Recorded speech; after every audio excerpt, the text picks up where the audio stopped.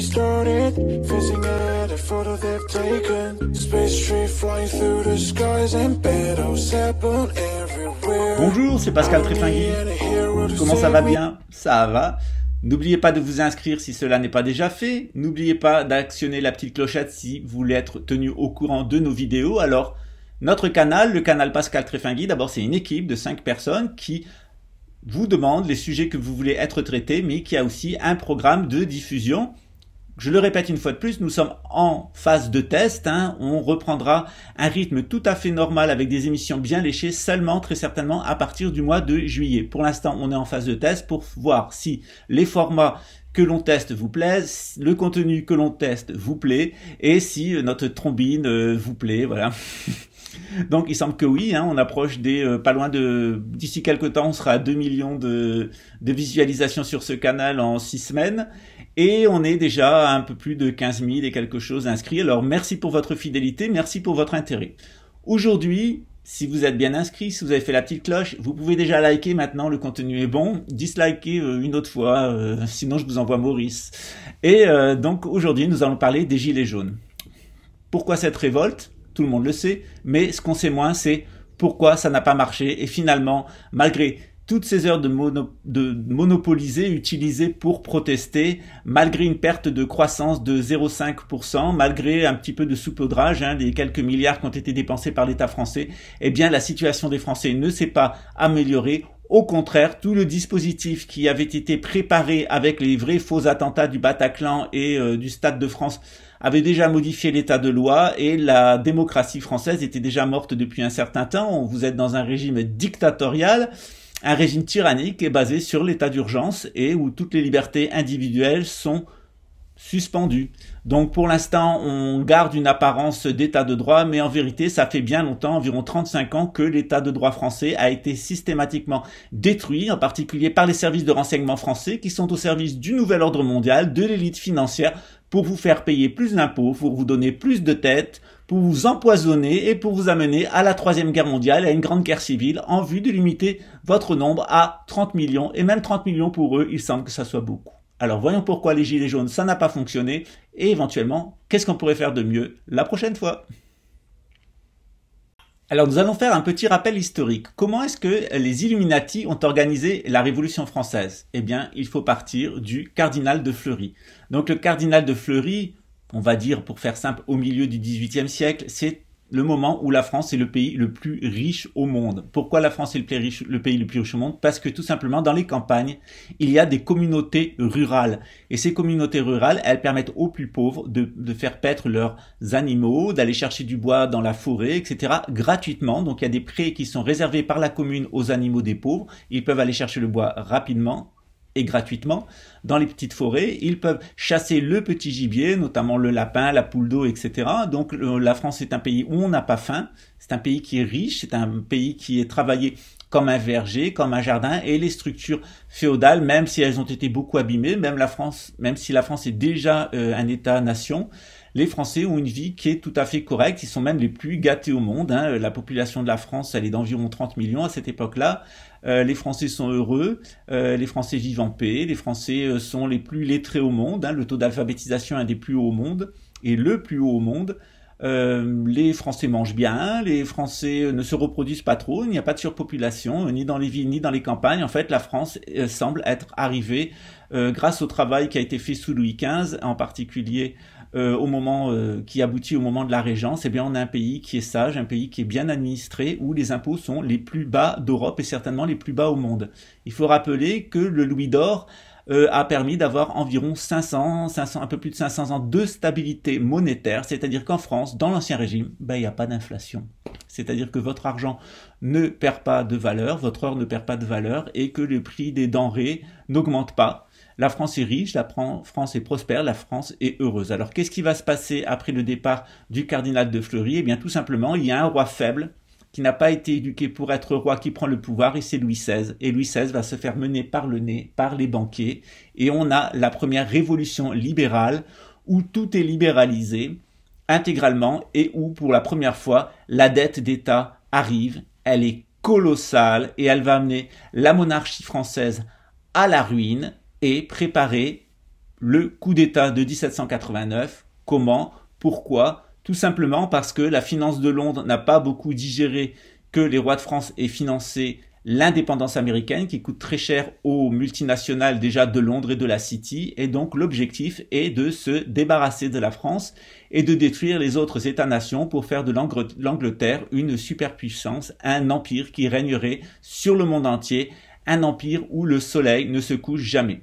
Déjà au XVe et au XVIe siècle, le sionisme chrétien apparaît et il ambitionne de ramener les Juifs intégralement dans la Terre Sainte pour ne vivre en Europe qu'entre chrétiens. Alors ce projet, qui est absolument curieux, il va ensuite être repris par d'autres Anglais et par des Allemands que nous appellerons les sionistes post-talmudistes, c'est-à-dire beaucoup de Juifs d'Europe de l'Est qui sont en réalité seulement des talmudistes puisqu'ils n'ont pas de lien avec la Judée, vont donc, je sais, je me répète, vont donc apostasier le talmudisme, le judaïsme, pour devenir donc des laïcs. Et ces laïcs, ils vont reprendre les arguments formulés en Angleterre au XVe et au XVIe siècle et formulés au cours du XIXe siècle, le sionisme dit juif, avec le retour en Israël, puis ensuite toute la doctrine qui va derrière, c'est-à-dire que le nouvel ordre mondial va se construire sur une idée talmudiste. Il y a des hommes et des sous-hommes qu'il faut limiter en nom. Donc il y a la nation pour eux juive, mais en fait ils ne sont pas juifs, qui seraient supérieurs, qui auraient une mission d'être les prêtres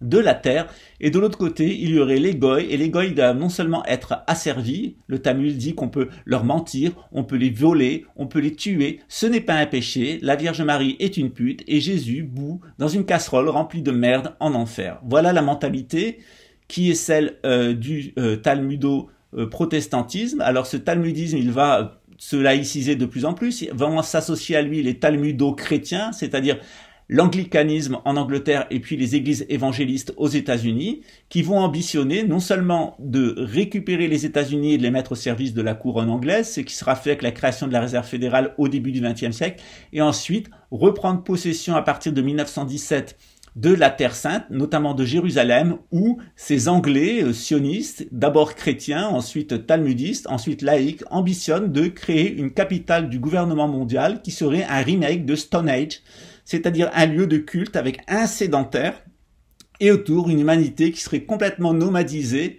et qui circulerait notamment au travers de 12 grandes cités, dont la première est Neom en Arabie Saoudite. Alors maintenant que la base est posée, voilà la situation, voilà vers quoi ces gens-là veulent venir, et je vais maintenant expliquer pourquoi les gilets jaunes, ça n'a pas marché et ça ne pouvait pas marcher. Alors première chose, pourquoi ça n'a pas marché? Tout simplement parce que dès le début, les gilets jaunes se sont revendiqués de la Révolution française. On leur a fait croire depuis 1789 que le peuple, la nation française, à qui la monarchie française et puis la République avaient offert un État-nation, donc cet État-nation, il a été construit par la royauté française à partir de Philippe le Bel, puis il a été offert à la République, récupéré par les banquiers, et on a bercé les gens dans l'illusion que cet État-nation était la panacée universelle, mais cet État-nation, en fait, il n'était qu'un moyen, un moyen par lequel les banquiers, l'oligarchie financière, voulaient dominer le monde. Et le problème des gilets jaunes est que plutôt que de se référer à une synarchie, telle que je vous l'ai décrite, c'est-à-dire une société avec un nomade à son sommet et 4 castes égales, et respecter deux sédentaires, ceux qui prient, ceux qui combattent, ceux qui produisent, ceux qui servent. Cette société égalitaire, politiquement et économiquement, ils ne la connaissent pas. Ils se réfèrent à la Révolution française, ils diabolisent l'ancien régime dont ils n'ont pas la compréhension, et bien souvent c'était des gens de gauche, des internationalistes. Donc je rappelle le processus, les banquiers pour prendre le pouvoir ont créé les États-nations. Pour y parvenir, ils ont détruit l'ordre du Temple, ils ont financé Philippe le Bel pour détruire l'Église catholique, pour détruire le Saint-Empire romain germanique et détruire la culture, la civilisation occidentale. Donc ils se sont d'abord servis des nationalistes français pour le faire. Quand ça a été fait, les banquiers ont pris directement le contrôle de cet État-nation avec la Révolution française. Et puis ensuite, les banquiers ont imposé, à la fin du 19e siècle, les internationales, l'internationale marxiste, les deux, la socialiste et la communiste, qu'ils ont financé. Donc Karl Marx a bien été financé par les banquiers pour créer une idéologie qui permettrait à ces nations de collaborer entre elles. C'est l'internationalisme. Ensuite, évidemment, cet internationalisme, il a montré tout de suite son visage, par exemple en URSS ou en Chine, où c'était donc un État non seulement totalitaire, mais un État génocidaire qui anticipe tout à fait ce que veut faire le nouvel ordre mondial, puisque le nouvel ordre mondial est nationaliste, républicain, puisqu'il vise à faire une république universelle. Il est internationaliste, c'est-à-dire sur le mode collectiviste de l'Union soviétique et de la Chine, et il est maintenant supranationaliste, c'est-à-dire qu'il veut créer ce gouvernement mondial avec une humanité complètement nomadisée. Alors les Gilets jaunes, hélas pour eux, ils étaient nationalistes, ils étaient internationalistes et ils voulaient lutter contre l'étape suivante qui était les supranationalistes. C'est comme un enfant qui a monté les deux, il y a 3 marches dans un escalier, un enfant a monté les 2 premières marches, mais il ne veut pas prendre la 3e. Alors je vous rassure, les Français ont beaucoup eu de mal à rentrer dans l'internationalisme, ça a fini par se faire. François Mitterrand s'est présenté de nombreuses fois avant que les nationalistes gaullistes lui cèdent la place et que l'internationaliste François Mitterrand prenne le pouvoir et amène la France dans l'état où elle est, c'est-à-dire vassal des États-Unis et totalement désindustrialisé, ce qui est quand même un comble pour un national-socialiste comme François Mitterrand d'avoir nationalisé puis tout privatisé et vendu au privé, c'est-à-dire en 1981 tout a été acheté très cher et en 1986 tout a été revendu déjà à partir de 83 avec Laurent Fabius, un agent du sionisme, membre du Grand Orient de France. Tout ce qui avait été nationalisé très cher avec l'argent des Français a été privatisé très peu cher et offert aux grandes fortunes mondiales, notamment aux grandes fortunes nord-américaines qui ont pu tout à fait gentiment et tout à fait à bon compte se saisir de l'intégralité du patrimoine collectif des Français et commencer, avec la complicité de l'Union européenne, à dépouiller l'État-nation, à paupériser la fonction publique. Donc on a une fonction publique qui est de plus en plus à gauche, qui est de plus en plus sotte, qui court après des fantasmes. Alors actuellement c'est le transgenre, mais avant c'était la méthode globale, c'était l'enseignement de l'histoire non chronologique. Donc on a exactement la situation qui était voulue et qui fait que la révolte des Gilets jaunes n'était qu'une révolte qui ne donnait rien, tout simplement parce que les Gilets jaunes étaient mécontents. Ils étaient mécontents de voir leur État national socialiste se décomposer au bénéfice du mondialisme, de la mondialisation. Alors il y avait, la France s'est à ce moment-là scindée en deux. D'un côté il y avait les bobos des villes. Alors les bobos des villes, ils vivent principalement de l'argent public. Donc tout Paris, le grand Paris, vit de l'argent public avec les grands ministères, avec les médias qui sont subventionnés par l'État. Il vit aussi avec l'argent des multinationales qui exploitent principalement les Africains et les Sud-Américains. Et tous ces gens-là, tout ce petit monde de Paris, c'est lui qui fait les idées dans l'air du temps, avec ses think tanks comme Le Siècle, l'IFRI ou le Grand Orient de France qui a ses entrées à l'Élysée depuis toujours, que ça soit la droite, la gauche ou le centre, par exemple avec Jacques Attali, mais il y en a d'autres comme Alain Bauer, ancien grand maître du Grand Orient de France, qu'on a vu sous Mitterrand, sous Sarkozy, sous Hollande. On l'appelle d'ailleurs le président de tout et le président des poignées de porte, puisque vous l'avez sans doute vu sur des plateaux de télévision, où on nous dit qu'une fois il est criminologue, une fois il est spécialiste de ci, une fois il est spécialiste de ça, enfin il est spécialiste de tout, mais on omet toujours de vous dire qu'il était donc vénérable du grand maître du Grand Orient de France. Alors je rappelle que le Grand Orient de France est une émanation du Grand Orient d'Adam Weishaupt, donc c'était une émanation directe des Illuminati, et que le Grand Orient a été impliqué jusqu'à là dans la Révolution française, qui a été un combat en fait entre loges. Ensuite, le Grand Orient de France s'est mis au service de l'Empire, puis le Grand Orient de France s'est mis au service de la Restauration, puis le Grand Orient de France s'est mis au service du Deuxième Empire, puis le Grand Orient de France s'est mis au service de la République. Et on a toujours pensé que le Grand Orient était en fait l'arrière-cour du Parti socialiste, mais aussi on trouvait des gens au Grand Orient de tous les partis, mais principalement du Parti socialiste, de l'Internationale. Donc tout comme autrefois l'Internationale était franc-maçonne, eh bien il faut savoir que les nationalistes, les premiers nationalistes dans la royauté française et au moment de la Révolution française, ces nationalistes monarchistes ou républicains étaient des francs-maçons. Les internationalistes comme Staline, comme Marx, comme Lénine, comme l'intégralité du personnel politique français de la Troisième République étaient francs-maçons, et maintenant les supranationalistes sont évidemment francs-maçons, puisque ces francs-maçons sont devenus nationalistes, internationalistes, supranationalistes, et ils essayent de vous mener au supranationalisme. Alors ce qui s'est passé avec les Gilets jaunes, c'est que les gens qui vivent toujours de l'argent de l'État, à Paris, dans les grands centres-villes et de la mondialisation, eux, tout va bien pour eux. Leurs enfants, les enfants des bourgeois, ils trouvent du travail, ils continuent à se maintenir socialement. Pour eux, il n'y a pas de problème. Par contre, les gens des campagnes qui se sont beaucoup vidés, eh bien eux, ils souffrent puisque en fait l'État-nation n'a plus d'argent, l'État national-socialiste n'a plus d'argent pour faire fonctionner les services publics et ne veut pas les faire fonctionner.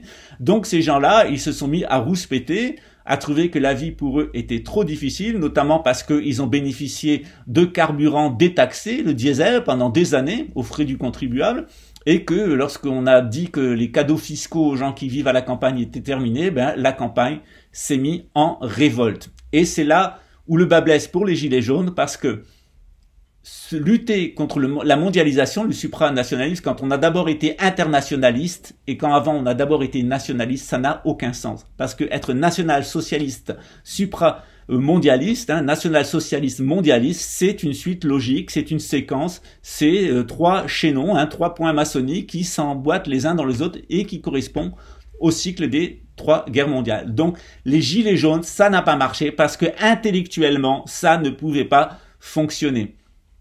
Et en effet, le terrain, il a été bien préparé par l'éducation nationale, par nos professeurs d'abord nationalistes, puis nos professeurs internationalistes qui maintenant sont de fait des supranationalistes, des électeurs d'Emmanuel Macron. C'est la fonction publique de l'éducation nationale, principalement celle qui a voté pour Emmanuel Macron.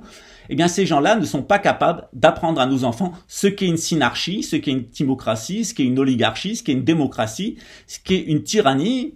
Non pas parce qu'ils ne peuvent pas l'apprendre, mais parce qu'on l'interdit de vous l'apprendre, parce que si on vous disait ce qu'était une synarchie et la merde dans laquelle vous êtes avec la République tyrannique, la démocratie qui va vers la tyrannie de la République française et vers la mondialisation, eh bien vous partiriez en courant. Donc pour pas que vous partiez en courant, on vous maintient dans l'ignorance et c'était le boulot de l'éducation nationale et il a très bien fonctionné.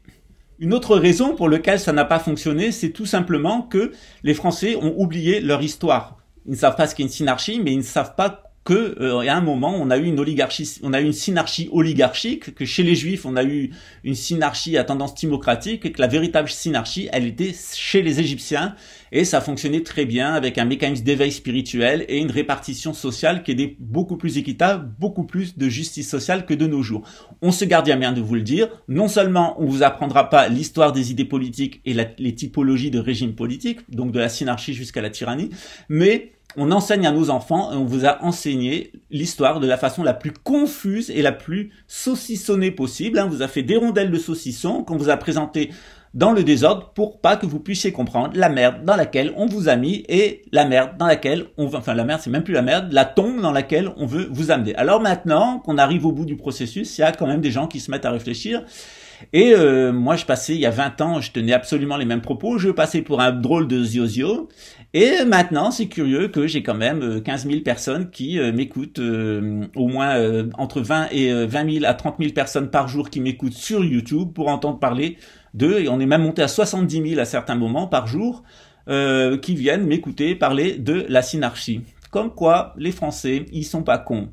Quand on leur explique ce que c'est une synarchie, ce que ça peut leur rapporter, quels sont les régimes qu'il y a eu avant qui les ont mis dans la merde et où on essaye de les amener pour les zigouiller, ils se disent, tiens, le Pascal, c'est pas un si drôle de ziozio, il y a quand même un chat qui a essayé de le bouffer. Qui est ce chat?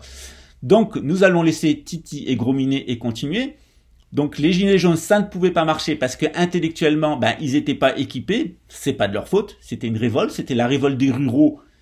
L'État-nation est en train de faire des économies, donc ces économies, elles sont sur le dos des ruraux. Alors, ils sont pas contents, et ils ont bien raison. Mais jusqu'à présent, ils s'étaient bien satisfaits du socialisme, ils s'étaient bien satisfaits de l'internationalisme, et encore avant du nationalisme. Et les amis, quand on a mis le doigt dans l'engrenage, on ira jusqu'au bout, au supranationalisme, et avec le grand abattage, et le show actuel qui est où Satan est arrivé avec un masque nationaliste, vous êtes fait avoir. Il est venu avec un masque internationaliste, vous êtes fait avoir. Maintenant, il est avec un masque supranationaliste. Alors là, ça commence à faire beaucoup. Ça commence à travailler dans le ciboulot. Et les gens commencent à chercher d'autres sources d'informations. Ces informations-là, elles ont toujours été disponibles. Platon a toujours été dans les librairies. Les livres de mon ancêtre sont depuis plus de 100 ans dans les librairies. René Guénon y est depuis maintenant près de 100 ans aussi. Donc, quand on voulait savoir, on pouvait savoir. Alors maintenant, heureusement, il y a Internet. Internet a des défauts, mais il a cette qualité. Alors les Gilets jaunes, ça ne pouvait pas marcher, ça n'a pas fonctionné.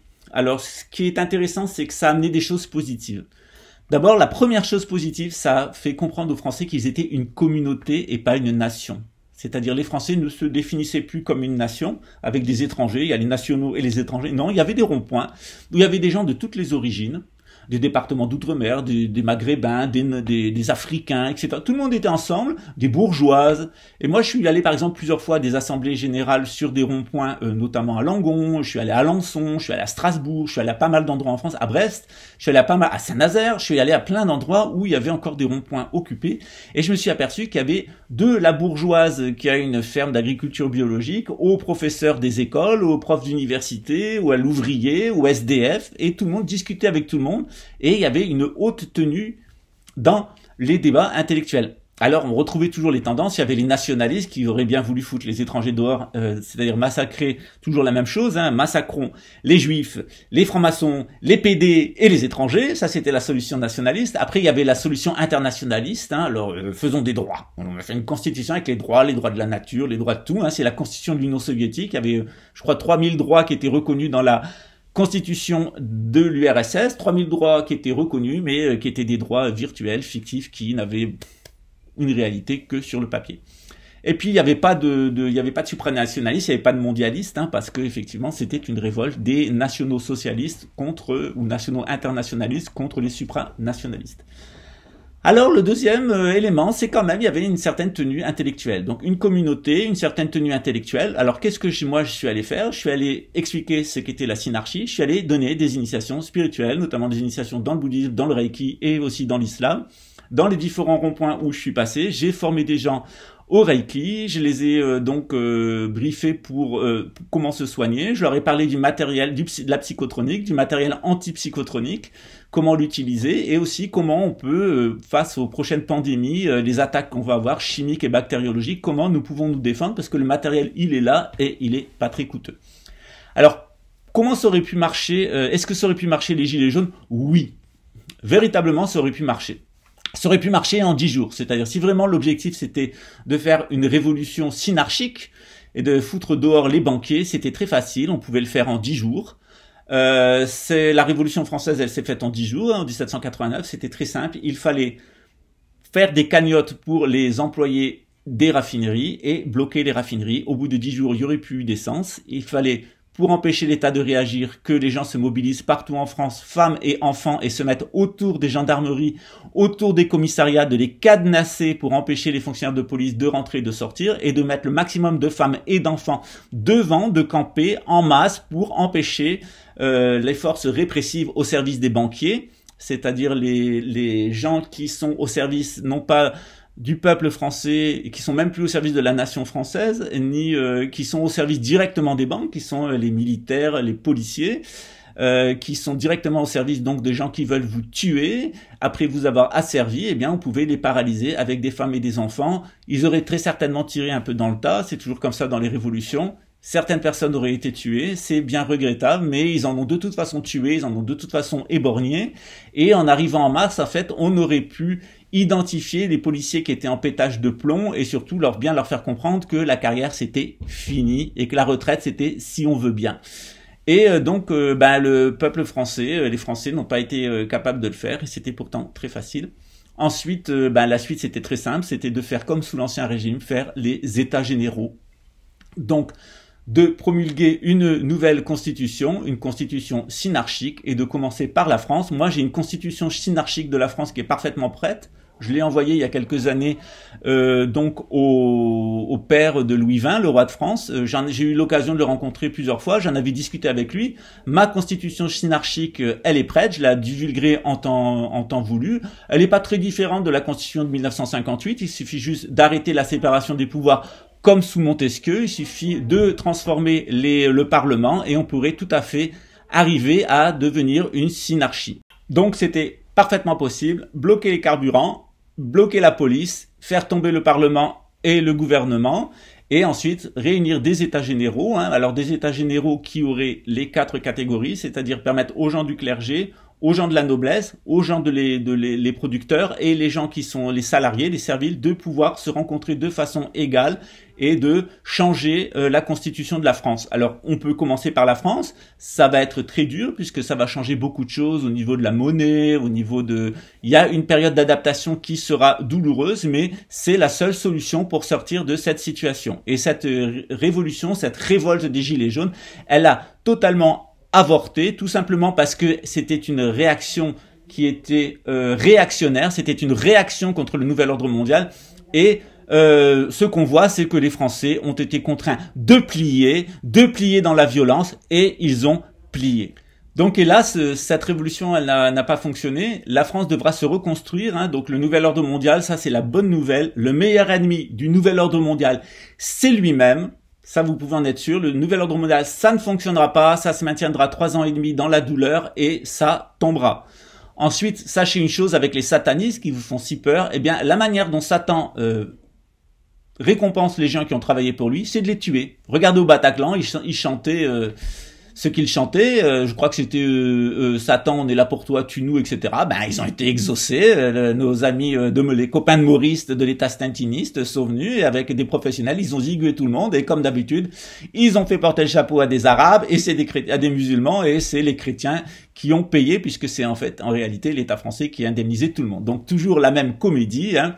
Donc il y a les stintinistes qui, alors les stintinistes sont les anglo-américains stintinistes, hein, il faut pas se tromper, hein, c'est la famille royale d'Angleterre, c'est la noblesse financière qui est devenue financière anglaise, d'origine anglo-saxonne, d'origine allemande.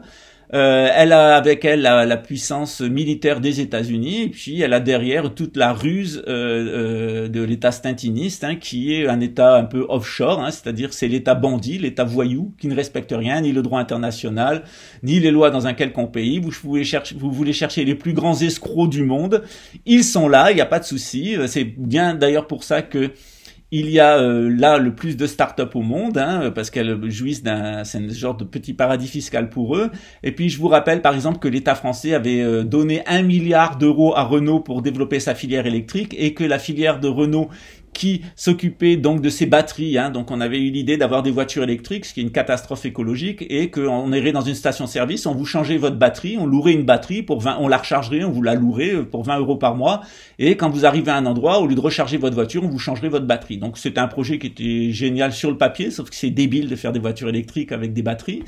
C'est très polluant, c'est une catastrophe à tous les niveaux, et que en fait ce milliard d'euros, il était prêté donc à une filiale de Renault qui était chargée d'électricité, qui était dans l'État stintiniste et qui a fait faillite. Et le milliard, il s'est voilà.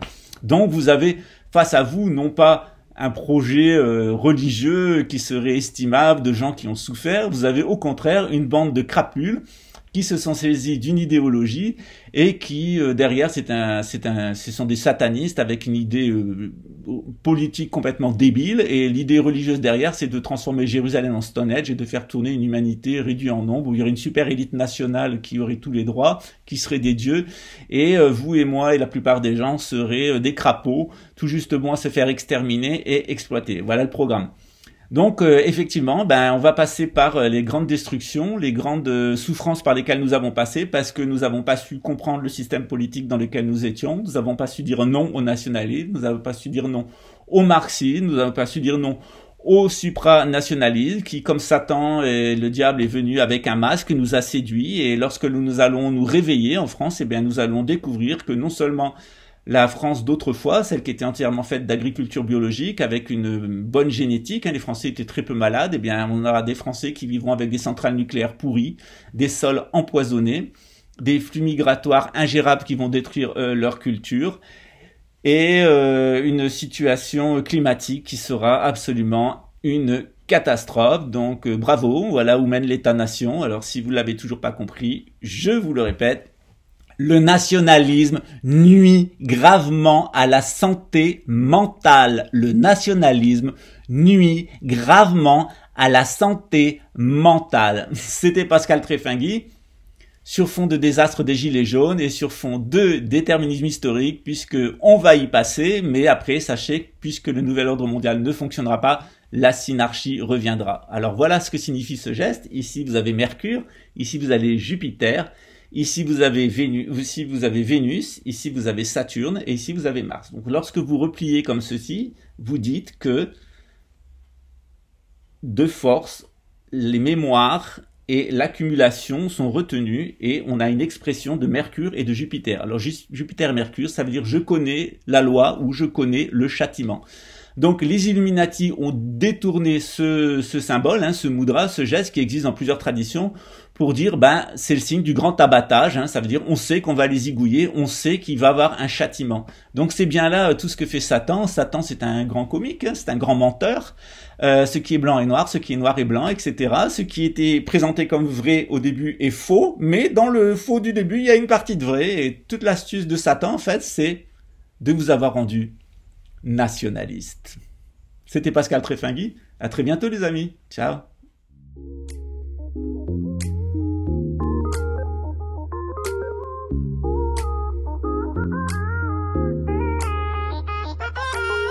Here I am where the movie started, fizzing at a photo they've taken. Space tree flying through the skies and battles happen everywhere. I don't need any hero to save me. I don't know why the kids always crying. I've been thinking about all the captains, but we left in a wasted planet. I thought I had it all together, but I'm waking up sad. You don't need to show your faggot love anymore to them. Can you feel the spark in city light when you stay the night? That's the sparkles from my beating heart, and it breaks me so hard. Break it so hard. Break it so hard. Break it so hard. Break it so hard. I don't need any hero to save me. I don't know why the kids always crying. I've been thinking about how the captains got me left in a wasted planet. Can you feel the spark in city light when you stay the night? That's the sparkles from my beating heart, and it breaks me so hard. Break it so hard. Break it so hard.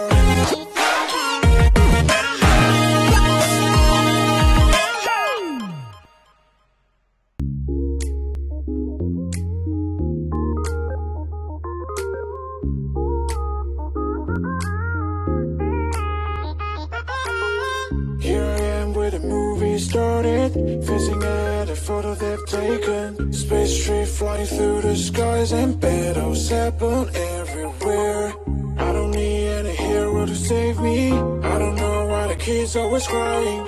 I've been thinking about all the captains, but we left in a wasted planet. I thought I had it all together, but I'm waking up sad. You don't need to show your faggot love anymore to them. Can you feel the spark in city light when you stay the night? That's the sparkles from my beating heart, and it breaks me so hard. Break it so hard. Break it so hard. Break it so hard. Break it so hard. I don't need any hero to save me. I don't know why the kids always crying. I've been thinking about how the captains got me left in a wasted planet. Can you feel the spark in city light when you stay the night? That's the sparkles from my beating heart, and it breaks me so hard. Break it so hard. Break it so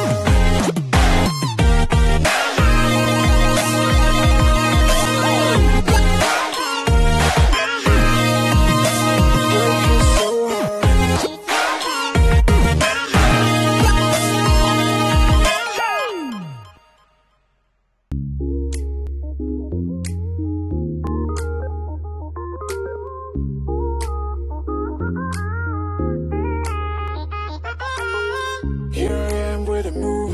started, fizzing at a photo they've taken. Space tree flying through the skies and battles happen everywhere. I don't need any hero to save me. I don't know why the kids always crying. I've been thinking about all the captains, but we left in a wasted planet. I thought I had it all together, but I'm waking up sad. You don't need to show your fairy love anymore to them. Can you feel the spark in city light when it's day to night? That's the sparkles from my beating heart, and it breaks me so hard. Break it so hard. Break it so hard. Break it so hard. Break it so hard. I don't need any hero to save me. I don't know why the kids always crying.